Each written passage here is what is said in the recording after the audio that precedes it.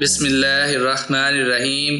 معزز ناظرین و سامعین کرام، السلام علیکم ورحمۃ اللہ وبرکاتہ۔ آج حضرت علی رضی اللہ عنہ کی سیریز کی دوسری قسط ہے۔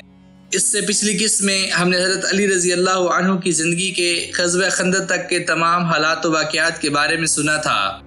آپ نے یہ بھی جانا کہ حضرت علی رضی اللہ عنہ نے عمرو کو چیلنج دیا تھا کہ وہ اس کو قتل کرنا چاہتے ہیں۔ عمرو یہ سن کر سخت غضبناک ہوا۔ اس کے وہم و گمان میں بھی نہ تھا کہ کوئی اسے لڑائی کا چیلنج دے سکتا ہے۔ وہ تیش میں آ کر گھوڑے سے کودا، اس کی کوچیں کاٹیں، اس کو چہرے پر مارا اور حضرت علی رضی اللہ عنہ کے دو بدو آ گیا۔ واقعی وہ بہت بہادر اور شہزور تھا۔ دونوں میں زبردست ٹکر ہوئی۔ دونوں نے ایک دوسرے پر بڑھ چڑھ کر وار کیے۔ پھر حضرت علی بن ابی طالب رضی اللہ عنہ کا پلہ بھاری ہو گیا۔ انہوں نے اسے زیر کر لیا۔ اللہ کے رسول صلی اللہ علیہ وآلہ وسلم علی رضی اللہ عنہ کی فتح و نصرت کی دعائیں مانگ رہے تھے۔ مسلمانوں نے خوشی سے نعرہ تکبیر بلند کیا۔ جب گرد چھٹی تو عرب کا مانا ہوا بہادر حضرت علی رضی اللہ عنہ کے ہاتھوں ذبح ہو چکا تھا۔ اس کے ساتھ خندق پار کر کے آنے والے مشرک بھاگ کر خندق کے پار چلے گئے۔ وہ اس قدر مرعوب تھے کہ عکرمہ بن ابی جہل نے بھاگتے ہوئے اپنا نیزہ بھی وہیں چھوڑ دیا۔ خیبر کی بستی مدینہ طیبہ سے شمال کی جانب 60 کلومیٹر کے فاصلے پر واقع ہے۔ یہودی مدینہ سے نکل کر اسی بستی میں آ بسے تھے۔ یہاں ان کے قلعے تھے۔ انہوں نے سازشوں کا میدان گرم کر رکھا تھا۔ 7 ہجری میں اللہ کے رسول صلی اللہ علیہ وآلہ وسلم نے 1400 صحابہ کے ساتھ خیبر کا رخ فرمایا۔ جب وہاں پہنچے تو ارشاد فرمایا، میں کل جھنڈا ایک ایسے آدمی کو دوں گا جو اللہ اور اس کے رسول سے محبت کرتا ہے اور اللہ اور اس کا رسول بھی اس سے محبت کرتے ہیں۔ صبح ہوئی تو صحابہ کرام رضی اللہ عنہم اجمعین اللہ کے رسول صلی اللہ علیہ وآلہ وسلم کی خدمت میں حاضر ہوئے۔ ہر ایک کی آرزو تھی کہ جھنڈا اسے عطا ہو۔ اللہ کے رسول صلی اللہ علیہ وآلہ وسلم نے ارشاد فرمایا، علی بن ابی طالب کہاں ہیں؟ صحابہ نے عرض کیا، اللہ کے رسول، ان کی آنکھ میں تکلیف ہے۔ ارشاد فرمایا، انہیں بلاؤ۔ جب حضرت علی رضی اللہ عنہ اللہ کے رسول صلی اللہ علیہ وآلہ وسلم کے پاس حاضر ہوئے تو آپ صلی اللہ علیہ وآلہ وسلم نے ان کی آنکھوں میں لعاب دہن لگایا اور دعا فرمائی۔ وہ یوں شفا یاب ہو گئے گویا انہیں کوئی تکلیف تھی ہی نہیں۔ پھر انہیں جھنڈا عطا فرمایا۔ حضرت علی رضی اللہ عنہ نے عرض کیا، اے اللہ کے رسول، میں ان سے اس وقت تک لڑتا رہوں حتیٰ کہ وہ ہمارے جیسے ہو جائیں۔ ارشاد فرمایا، اطمینان سے جاؤ یہاں تک کہ ان کے میدان میں جا اترو۔ پھر انہیں اسلام کی دعوت دو اور اسلام میں اللہ کے جو حقوق ان پر واجب ہوتے ہیں ان سے انہیں آگاہ کرو۔ واللہ اگر تمہارے ذریعے اللہ تعالیٰ ایک آدمی کو بھی ہدایت عطا کر دے تو یہ تمہارے لیے سرخ اونٹوں سے بہتر ہے۔ حضرت علی رضی اللہ عنہ نے جھنڈا ہاتھ میں لیا اور تیزی کے ساتھ میدان کی طرف لپکے۔ ان کا رخ قلعہ نعم کی طرف تھا، کیونکہ یہ قلعہ اپنے محل وقوع کی نزاکت اور فوجی حکمت عملی کے لحاظ سے یہود کی پہلی دفاعی لائن کی حیثیت رکھتا تھا، اور یہی مرحب نامی اس شہزور اور جانباز یہودی کا قلعہ تھا جسے 1000 مردوں کے برابر مانا جاتا تھا۔ حضرت علی بن ابی طالب رضی اللہ عنہ مسلمانوں کی فوج لے کر اس قلعے کے سامنے پہنچے۔ یہود کو اسلام کی دعوت دی۔ انہوں نے یہ دعوت مسترد کر دی اور اپنے لیڈر مرحب کی کمان میں مسلمانوں کے مد مقابل آ کھڑے ہوئے۔ میدان جنگ میں اتر کر پہلے مرحب نے دعوت مبارزت دی، جس کی کیفیت حضرت سلمہ بن اکوع رضی اللہ عنہ نے یوں بیان کی ہے کہ جب ہم لوگ خیبر پہنچے تو ان کا بادشاہ مرحب اپنی تلوار لے کر ناز و تکبر کے ساتھ آگے بڑھا اور کہا، خیبر کو معلوم ہے کہ میں مرحب ہوں، ہتھیار پوش، بہادر اور تجربہ کار، جب جنگ و پیکار شعلہ زن ہوں۔ اس کے مقابلے میں حضرت عامر رضی اللہ عنہ آگے بڑھے اور صدا بلند کی، خیبر جانتا ہے کہ میں عامر ہوں، ہتھیار پوش، شہزور اور جنگجو۔ دونوں بہادر ایک دوسرے کے مد مقابل کھڑے ہوئے۔ مرحب کی تلوار حضرت عامر رضی اللہ عنہ کی ڈھال میں جا چبھی اور حضرت عامر رضی اللہ عنہ نے اس پر نیچے سے وار کیا، مگر آپ کی تلوار اتنی چھوٹی تھی کہ وار مرحب کو لگنے کی بجائے خود انہی کے گھٹنے پر آ لگا۔ وار اتنا سخت تھا کہ بعد میں اسی وار کی وجہ سے حضرت عامر رضی اللہ عنہ شہید ہو گئے۔ رسول اللہ صلی اللہ علیہ وآلہ وسلم نے اپنی 2 انگلیاں اکٹھی کر کے ان کے بارے میں فرمایا کہ ان کے لیے دوہرا اجر ہے۔ وہ بڑے جانباز مجاہد تھے، ان جیسا کوئی کم ہی عرب کی زمین پر آیا ہوگا۔ حضرت عامر رضی اللہ عنہ کے زخمی ہو جانے کے بعد مرہب کے مقابلے کے لیے حضرت علی رضی اللہ عنہ تشریف لے گئے۔ حضرت سلمہ بن عکو رضی اللہ عنہ کا بیان ہے کہ اس وقت حضرت علی رضی اللہ عنہ نے یہ اشعار کہے جن کا ترجمہ یوں ہے: میں وہ آدمی ہوں کہ میری ماں نے میرا نام حیدر رکھا ہے، جنگل کے شیر کی طرح خوفناک، میں انہیں سا کے بدلے نیزے کی ناپ پوری کر کے دوں گا۔ اس کے بعد مرہب کے سر پر اس زور سے تلوار ماری کہ مرہب وہیں ڈھیر ہو گیا۔ اس طرح حضرت علی رضی اللہ عنہ کے ہاتھوں یہ قلعہ فتح ہوا۔ جنگ کے دوران حضرت علی رضی اللہ عنہ یہودیوں کے قلعے کے قریب پہنچے تو قلعے کی چوٹی سے ایک یہودی نے جھانک کر پوچھا، تم کون ہو؟ حضرت علی رضی اللہ عنہ نے کہا، میں علی بن ابی طالب ہوں۔ یہودی نے کہا، اس کتاب کی قسم جو موسیٰ علیہ السلام پر نازل کی گئی، تم لوگ بلند ہو گئے۔ اس کے بعد مرہب کا بھائی یاسر یہ کہتے ہوئے باہر نکلا کہ کون ہے جو میرا مقابلہ کرے گا۔ اس کے اس چیلنج پر سیدنا زبیر بن عوام رضی اللہ عنہ میدان میں اترے۔ اس موقع پر ان کی والدہ نے اللہ کے رسول صلی اللہ علیہ وآلہ وسلم سے پوچھا کہ کیا میرا بیٹا قتل کیا جائے گا؟ آپ صلی اللہ علیہ وآلہ وسلم نے فرمایا، نہیں، بلکہ یہ قتل کرے گا۔ چنانچہ حضرت زبیر رضی اللہ عنہ نے یاسر کو قتل کر دیا۔ حضرت علی بن ابی طالب رضی اللہ عنہ اللہ کے رسول صلی اللہ علیہ وآلہ وسلم سے بے حد محبت کرتے تھے اور ان کی زبان اقدس سے نکلنے والی ہر بات کو برحق سمجھتے تھے۔ اس کا ایک ثبوت غزوہ فتح مکہ کے موقع پر ایک واقعہ سے ملتا ہے۔ حاطب بن ابی بلتع رضی اللہ عنہ جو بدری صحابی تھے، انہوں نے مکہ والوں کو خط لکھ دیا کہ اللہ کے رسول صلی اللہ علیہ وآلہ وسلم مکہ مکرمہ پر حملہ کرنے والے ہیں۔ اس بدری صحابی نے ایک مناسب معاوضہ دے کر قریش کی ایک لونڈی کو یہ خط مکہ لے جانے پر آمادہ کیا اور اس کے ہاتھ مکہ روانہ کر دیا۔ واضح ہو کہ انہوں نے یہ خط کسی بدنیتی کی وجہ سے نہیں، بلکہ صرف اس لیے ارسال کیا تھا کہ اس کے بدلے مکہ کے قریشی ان کے اہل خانہ کے ساتھ مناسب رویہ رکھیں، کیونکہ ان کے اہل خانہ قریش کے رحم و کرم پر تھے اور وہ کسی بھی وقت انہیں نقصان پہنچا سکتے تھے۔ اللہ کے رسول صلی اللہ علیہ وآلہ وسلم کو اس خط کی اطلاع بذریعہ وحی کر دی گئی۔ آپ صلی اللہ علیہ وآلہ وسلم نے حضرت علی، مقداد، زبیر اور ابو مرثد غنوی رضی اللہ عنہم اجمعین کو بھیجا کہ روضہ خاک پہنچو، وہاں ایک ہدج نشین عورت ملے گی، اس کے پاس قریش کے نام ایک رکا ہے، وہ ہر حال میں اس سے واپس لے لو۔ یہ تمام حضرات گھوڑوں پر سوار تیزی سے روانہ ہو گئے۔ وہاں پہنچ کر اس عورت کو گرفتار کر لیا، اس کے کجاوے کی تلاشی لی گئی لیکن کچھ نہ ملا۔ ایمان اس کا نام ہے کہ جب تلاشی کے باوجود کچھ نہ ملا تو حضرت علی رضی اللہ عنہ نے اس عورت سے فرمایا، میں اللہ کی قسم کھا کر کہتا ہوں کہ نہ رسول اللہ صلی اللہ علیہ وآلہ وسلم نے جھوٹ بولا ہے اور نہ ہم جھوٹے ہیں، تم خط نکالو ورنہ ہم تمہاری تلاشی لیں گے۔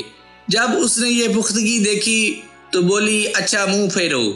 انہوں نے منہ پھیرا تو اس نے اپنے بالوں کی چوٹی کھول کر خط ان کے حوالے کر دیا۔ یہ حضرات خط لے کر رسول اللہ صلی اللہ علیہ وآلہ وسلم کی خدمت میں واپس آئے۔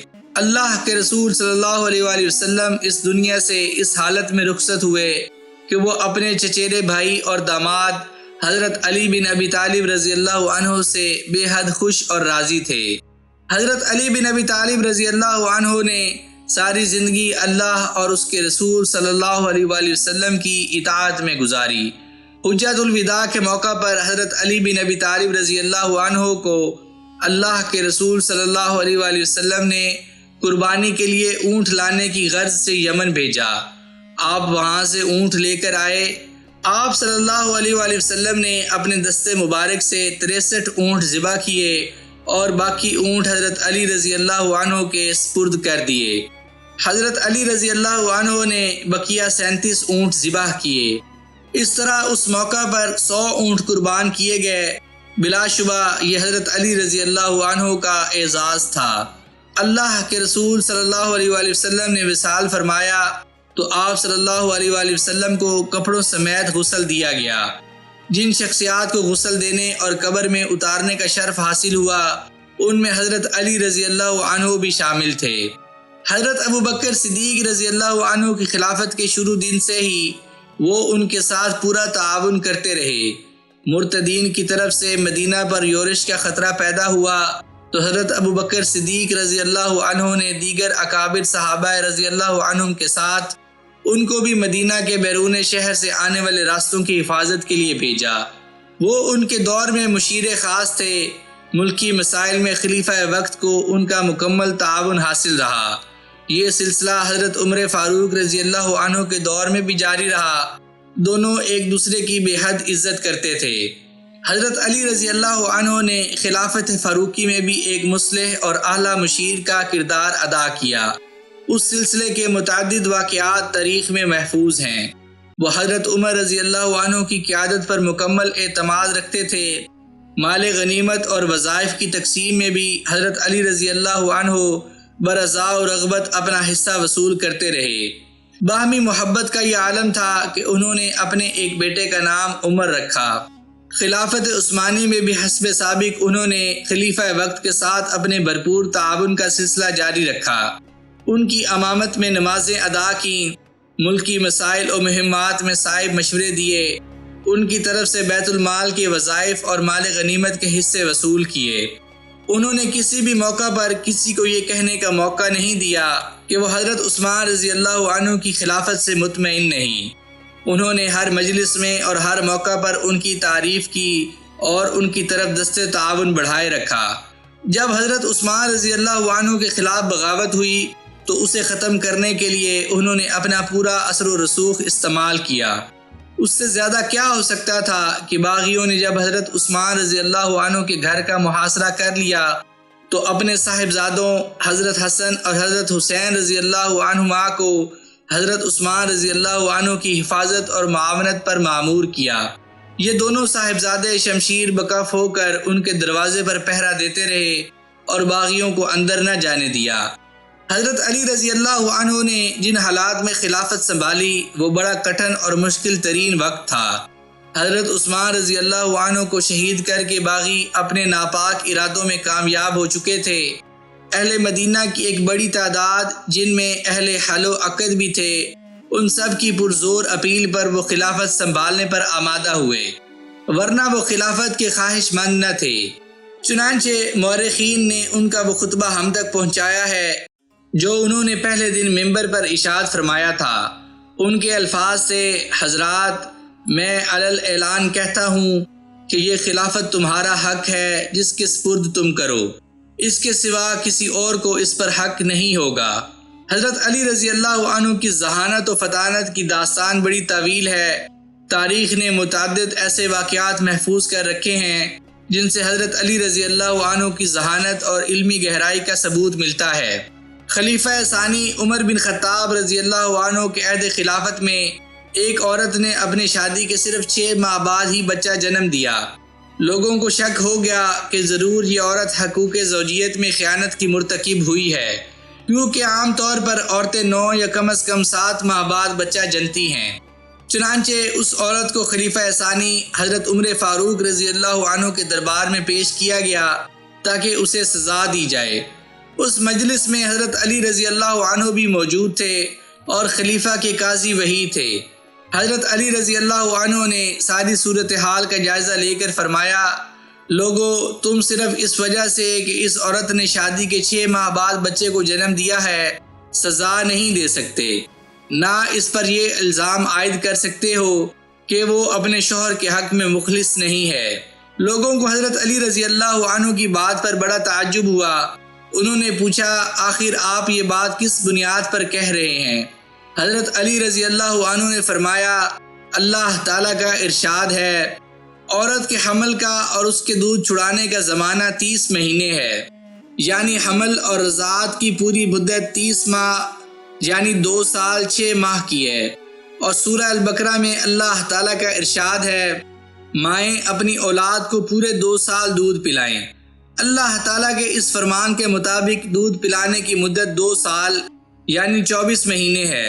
حمل اور رضاعت کی کل مدت 30 مہینے بنتی ہے۔ اس میں سے 24 مہینے تو دودھ پلانے کی مدت ہے اور باقی 6 مہینے حمل کے رہ گئے۔ لہٰذا 6 مہینے میں اگر کوئی عورت بچے کو جنم دیتی ہے تو وہ قابل سرزنش نہیں ہو سکتی، بلکہ اس کا بچہ اس کے شوہر ہی کا بچہ شمار ہوگا۔ اس طرح حضرت علی رضی اللہ عنہ کی اس دلیل سے ایک شریف عورت رجم ہوتے ہوتے بچ گئی۔ حضرت علی رضی اللہ عنہ کا دور حکومت زیادہ لمبا نہیں تھا۔ سارے کبار صحابہ کی طرح وہ بھی بڑے عابد، زاہد اور متقی تھے۔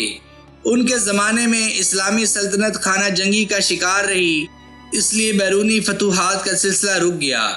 تاہم خود مختار عدالت عالیہ عہد خلافت راشدہ میں ایک ایسا ادارہ رہا ہے جس پر فرزندان اسلام فخر کر سکتے ہیں۔ خلیفہ وقت کو بھی بعض اوقات قاضی کے ہاں پیشی بھگتنی پڑتی تھی۔ حضرت علی بن ابی طالب رضی اللہ عنہ ہی کا دور خلافت ہے۔ اتفاق سے ایک دن آپ کی ذرہ گم ہو گئی، جسے آپ نے ایک یہودی کے پاس دیکھ لیا۔ آپ نے یہودی سے کہا یہ ذرہ میری ہے، فلاں دن مجھ سے کھو گئی تھی۔ یہودی کہنے لگا میرے پاس موجود ذرہ پر آپ کیسے دعویٰ کر سکتے ہیں کہ وہ آپ کی ہے؟ اگر آپ کا یہی دعویٰ ہے تو اس کا حل صرف یہ ہے کہ مسلمانوں کے قاضی سے اس کا فیصلہ کرا لیتے ہیں۔ چنانچہ حضرت علی رضی اللہ عنہ اور یہودی دونوں قاضی شریح کی عدالت میں جا پہنچے۔ جب قاضی شریح کی نگاہ امیر المومنین پر پڑی تو وہ اٹھ کھڑے ہوئے۔ حضرت علی بن ابی طالب رضی اللہ عنہ نے فرمایا بیٹھے رہیں۔ قاضی شریح بیٹھ گئے۔ حضرت علی رضی اللہ عنہ نے فرمایا میری ذرہ کھو گئی تھی، میں نے اس گمشدہ ذرہ کو اس یہودی کے پاس دیکھا ہے۔ قاضی شریح نے یہودی سے کہا تمہیں کچھ کہنا ہے؟ یہودی نے کہا میری ذرہ ہے، میرے قبضے میں ہے اور میری ملکیت ہے۔ قاضی شریح نے جب ذرہ دیکھی تو بولے اللہ کی قسم امیر المومنین آپ کا دعویٰ بالکل سچ ہے، یہ آپ ہی کی ذرہ ہے، لیکن قانون کے مطابق آپ کے حق میں 2 گواہوں کی شہادت ضروری ہے۔ حضرت علی رضی اللہ عنہ نے اپنے غلام قمبر کو بطور گواہ پیش کیا۔ اس نے آپ کے حق میں گواہی دی۔ پھر آپ نے اپنے فرزندوں حسن اور حسین رضی اللہ عنہما کو عدالت میں پیش کیا۔ ان دونوں نے بھی آپ کے حق میں گواہی دی۔ قاضی شریح نے کہا آپ کے غلام کی گواہی تو میں قبول کرتا ہوں، لیکن ایک گواہ مزید درکار ہے، مجھے آپ کے صاحبزادوں میں سے کسی کی گواہی قبول نہیں۔ حضرت علی رضی اللہ عنہ نے کہا اللہ کی قسم میں نے عمر بن خطاب رضی اللہ عنہ کو رسول اللہ صلی اللہ علیہ وآلہ وسلم کی یہ حدیث بیان کرتے ہوئے سنا ہے حسن اور حسین نوجوانان اہل جنت کے سردار ہیں۔ قاضی شریح نے کہا اللہ کی قسم یہ بالکل سچ ہے۔ حضرت علی رضی اللہ عنہ نے فرمایا پھر آپ کو اہل جنت کے سرداروں کی گواہی قبول کرنے میں کیا تعامل ہے؟ قاضی شریح نے کہا یہ دونوں آپ کے بیٹے ہیں اور اسلامی قانون عدل کی روح سے باپ کے حق میں بیٹوں کی گواہی قبول نہیں۔ یہ کہہ کر قاضی شریح نے فیصلہ یہودی کے حق میں سنا دیا اور ذرہ اس کے حوالے کر دی۔ یہودی نے تعجب سے کہا مسلمانوں کا امیر مجھے اپنے قاضی کی عدالت میں لے گیا اور قاضی نے اس کے خلاف میرے حق میں فیصلہ صادر فرمایا۔ مزید یہ کہ امیر المومنین نے اس فیصلے کو بلا چوں چراں قبول بھی کر لیا۔ اب یہودی نے امیر المومنین علی بن ابی طالب رضی اللہ عنہ کی طرف نگاہ اٹھائی اور کہنے لگا امیر المومنین آپ کا دعویٰ بالکل سچ ہے، یہ ذرہ یقیناً آپ ہی کی ہے، فلاں دن یہ آپ کے پاس سے گر گئی تھی، میں نے اٹھا لی، میں یہ ذرہ آپ کے حوالے کرتا ہوں۔ پھر کلمہ شہادت پڑھا اشہد ان لا الہ الا اللہ و اشہد ان محمد رسول اللہ، میں گواہی دیتا ہوں کہ اللہ کے سوا کوئی معبود برحق نہیں، اور میں گواہی دیتا ہوں کہ محمد صلی اللہ علیہ وآلہ وسلم اللہ کے رسول ہیں۔ حضرت علی رضی اللہ عنہ نے فرمایا میری یہ ذرہ آج سے تمہاری ملکیت ہے۔ حضرت علی رضی اللہ عنہ کی خلافت کا زمانہ 4 سال 9 ماہ پر محیط تھا۔ یہ سارا عرصہ کم و بیش آپس کی لڑائیوں اور خارجیوں سے مقابلہ کرنے میں گزر گیا۔ خارجیوں کا فتنہ اس دور کا سب سے بڑا فتنہ تھا۔ یہ متشدد گروہ اپنے علاوہ کسی کو مسلمان ہی نہیں سمجھتا تھا۔ اپنی انتہا پسندی کی تحریک میں یہ لوگ سب سے بڑی رکاوٹ 3 اشخاص کو سمجھتے تھے: حضرت علی، حضرت امیر معاویہ اور حضرت عمرو بن العاص رضی اللہ عنہم۔ ایک دن اس قوم کے 3 بدبخت اکٹھے ہوئے۔ انہوں نے طے کیا کہ ان تینوں کو ایک ہی دن فجر کی نماز کے وقت مسجد میں شہید کر دیا جائے۔ چنانچہ انہوں نے تاریخ طے کر لی اور اپنے اپنے ہدف کی طرف چل دیے۔ حضرت علی رضی اللہ عنہ کوفہ میں تھے، امیر معاویہ رضی اللہ عنہ دمشق میں اور عمرو بن العاص رضی اللہ عنہ مصر میں تھے۔ عمرو بن العاص رضی اللہ عنہ اس دن فجر کی نماز کے لیے نہ جا سکے۔ ان کی جگہ خارجہ بن ابی حبیب نے نماز پڑھائی، انہیں شہید کر دیا گیا۔ امیر معاویہ رضی اللہ عنہ نماز پڑھانے کے لیے آئے تو ان پر قاتلانہ حملہ کیا گیا، مگر زخم کاری نہ تھا، اس لیے آپ بھی بچ گئے۔ مگر حضرت علی رضی اللہ عنہ کے قاتل عبد الرحمن بن ملجم نے، جو دنیا کا سب سے بدبخت اور شقی القلب انسان تھا، فجر کی نماز کے وقت حضرت علی رضی اللہ عنہ پر حملہ کیا۔ آپ شدید زخمی ہو گئے، قاتل کو گرفتار کر لیا گیا۔ حضرت علی رضی اللہ عنہ کو اطلاع دی گئی۔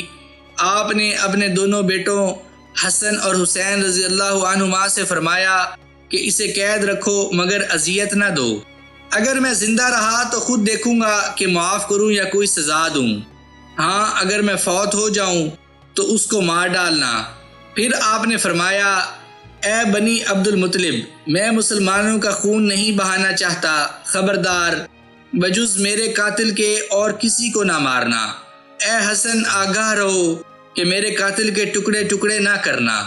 ان کی شہادت 17 رمضان المبارک 40 ہجری کو ہوئی۔ شہادت کے بعد حضرت حسن رضی اللہ عنہ نے مجرم کو جیل سے نکالا اور اسے قتل کر دیا۔ حضرت علی رضی اللہ عنہ کی قبر کے بارے میں بڑا اختلاف ہے کہ ان کو کس جگہ دفن کیا گیا۔ ان سے 586 احادیث مروی ہیں۔ مورخین نے اولاد کی تعداد مختلف لکھی ہے۔ ابن کثیر رحمۃ اللہ علیہ کے مطابق 14 بیٹے اور 17 بیٹیاں، اور حافظ ابن حجر رحمہ اللہ کے قول کے مطابق 21 بیٹے اور 18 بیٹیاں تھیں۔ ان کے خاندان میں ایک سندھی لڑکی بھی آئی جس سے زید بن علی پیدا ہوئے۔ معزز ناظرین و سامعین کرام، میں امید کرتا ہوں کہ آپ کو حضرت علی رضی اللہ عنہ کی یہ سیریز ضرور پسند آئی ہوگی۔ اگر آپ کو یہ ویڈیوز پسند آ رہی ہوں تو انہیں لائک، شیئر اور سبسکرائب ضرور کر دیجیے گا۔ مجھے اپنی دعاؤں میں یاد رکھیے گا۔ جزاک اللہ۔